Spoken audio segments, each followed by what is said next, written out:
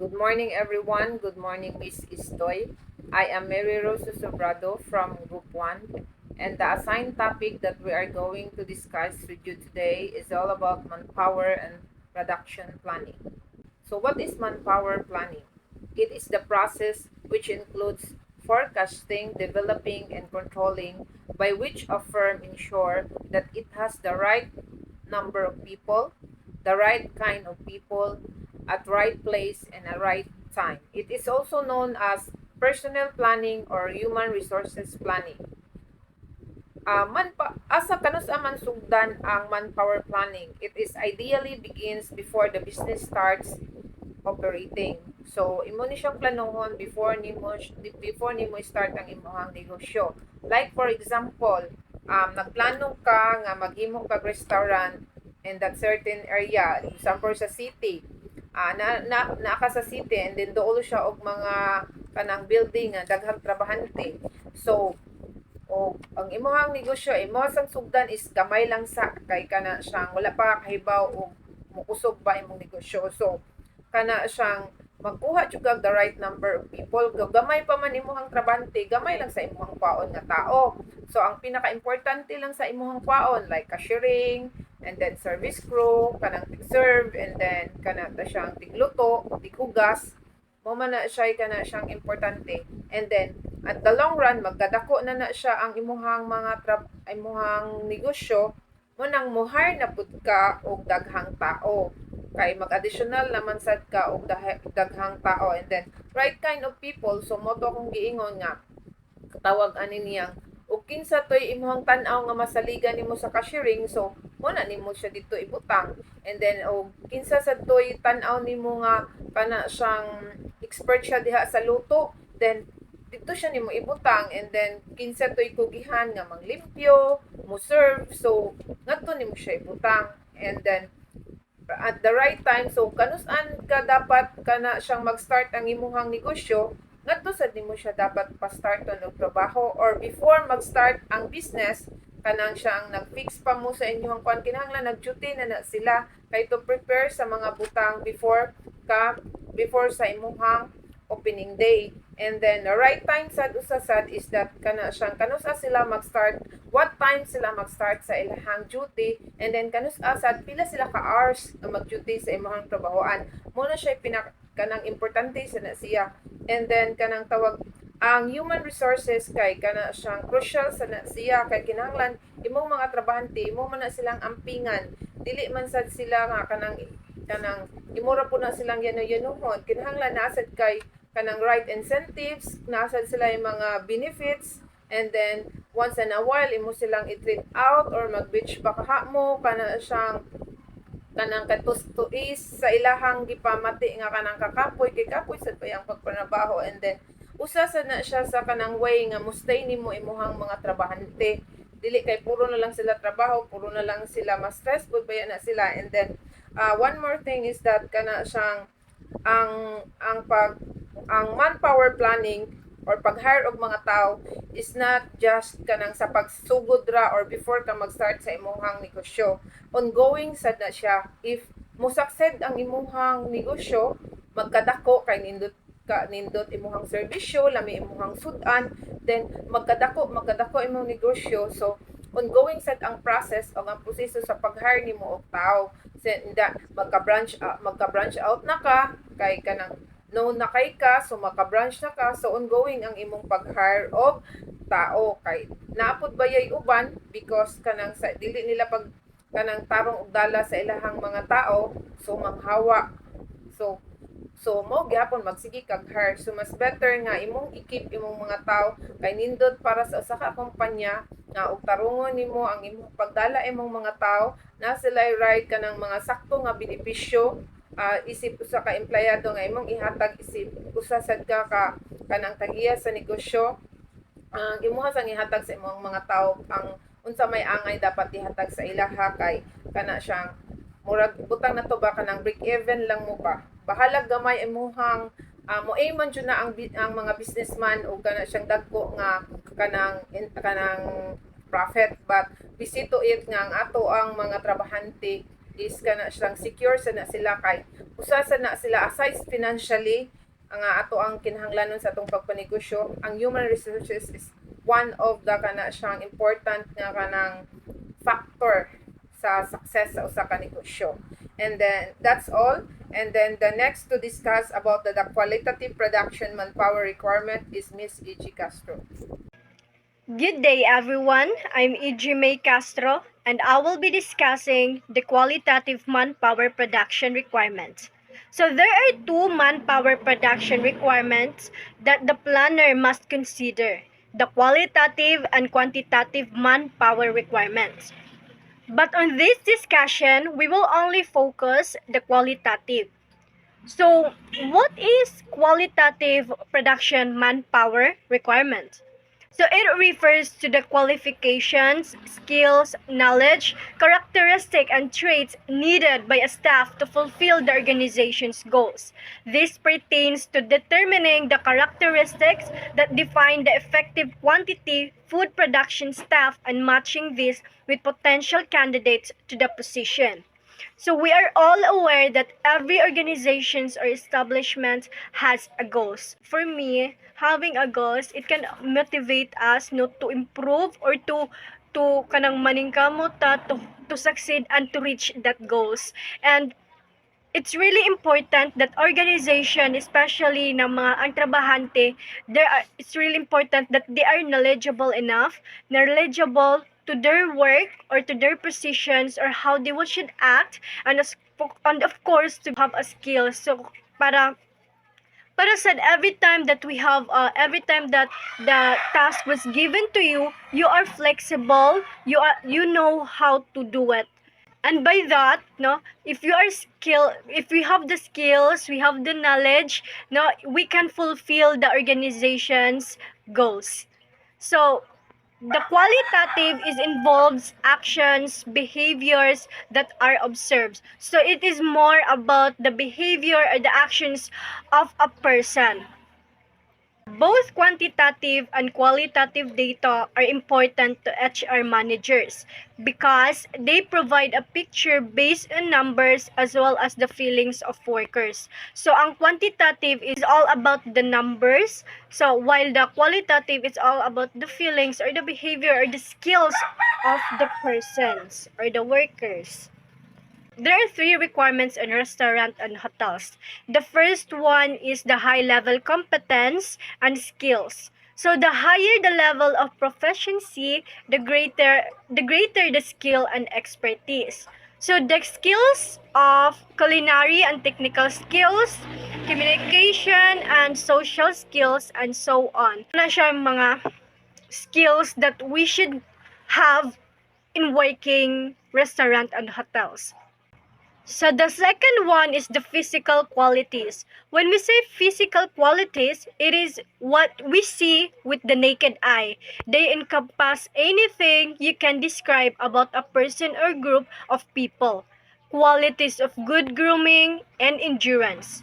So physical ang makita nato sa usa ka tawo. So dapat your physical qualities or your physical appearance reflects the position you have. But in a good way, dili kay even though you have the higher position, then you should also act as high. No, it's not like that. So we should also balance on it. So the last one is the personality traits. These are descriptors of personality, include the thoughts, feelings, and behaviors that are unique to an individual's having a good behavior. Why? Because it reflects us. No, having a good behavior, makita sa mga tao that you are a good person as well. So this part will be discussed more to the next reporter. Melbukura to assign this task a high-level competence and skills. Culinary and technical skill, competencies and strength that professional in this industry process that help them design menus, prepare food items and contribute to managing kitchen inventory and adhering to food safety and procedures. Communication and social skill. Communication skill is the ability for an individual to articulately convey a message to another person or group of people. Learning and adapting skill. Learning skills refer to ability to acquire and apply knowledge across various dimensions of adaptability skills and proficiencies. You can use the adjust to new situation and change your action as needed.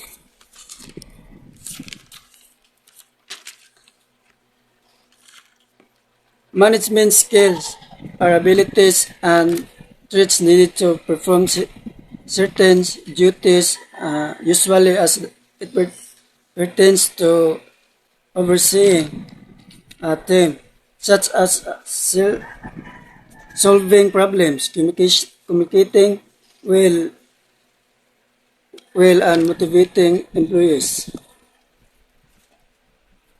Physical qualities.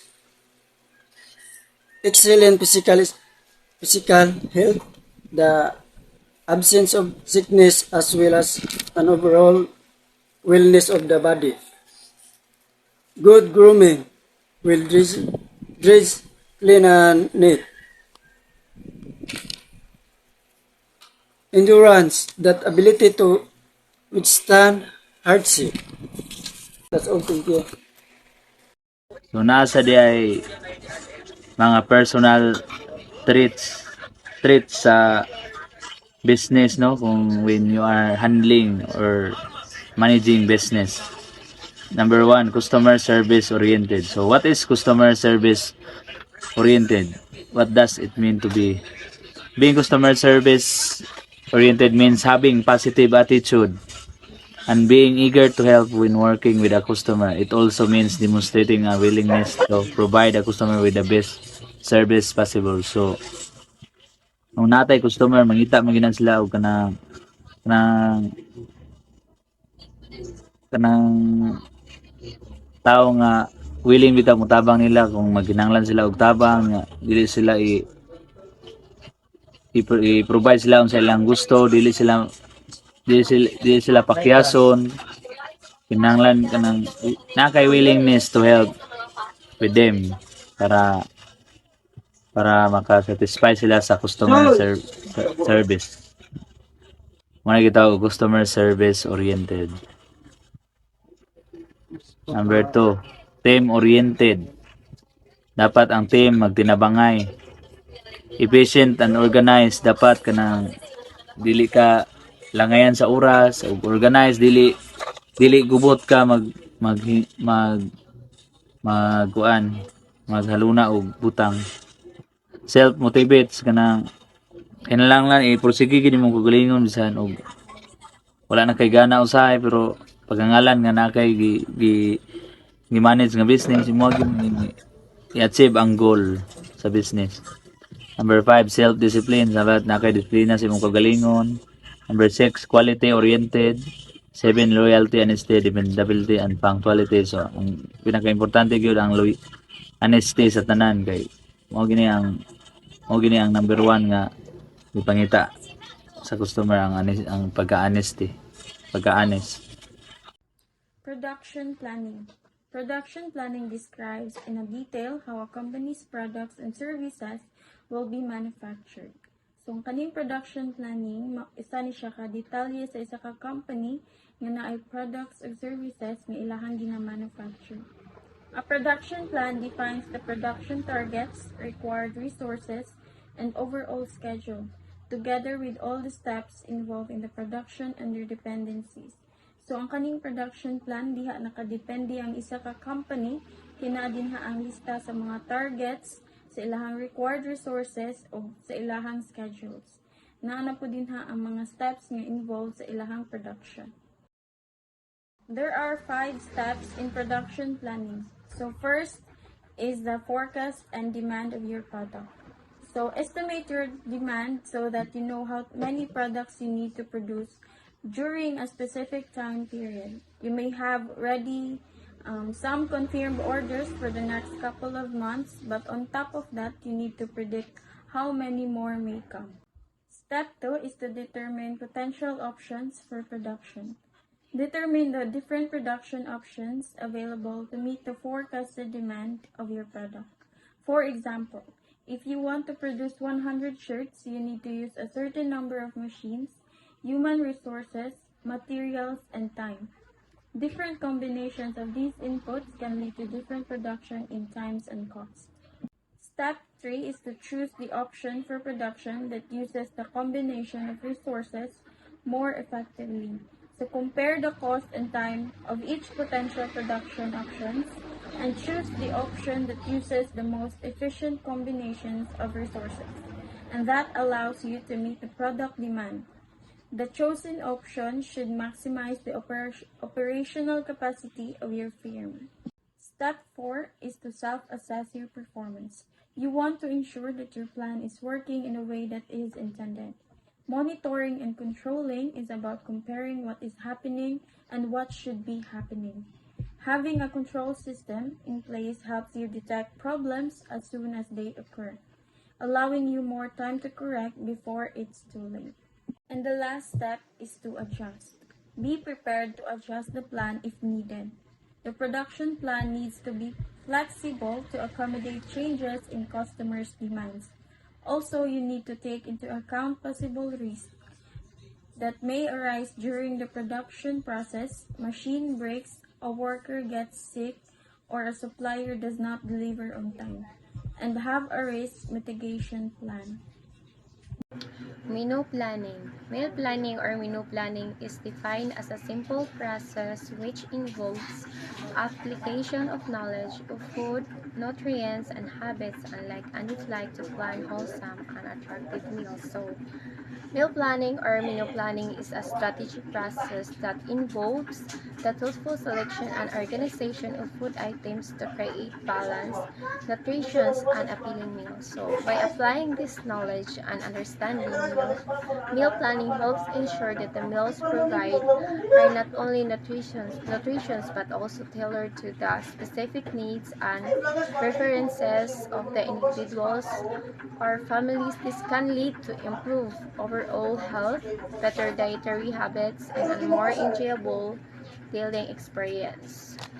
So, to determine production volume for annual planning, you'll need to consider factors such as market demand, production capacity, resource availability, and any constraints. Analyze market forecasts.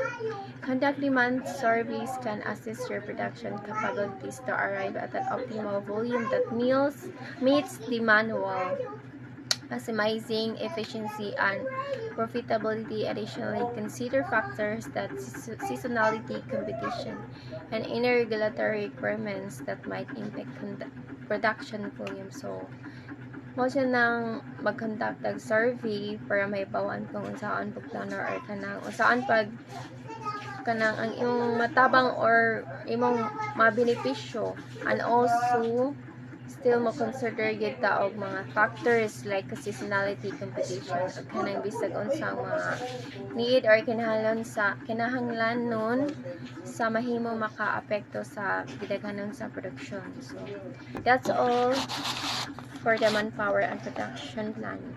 Thank you.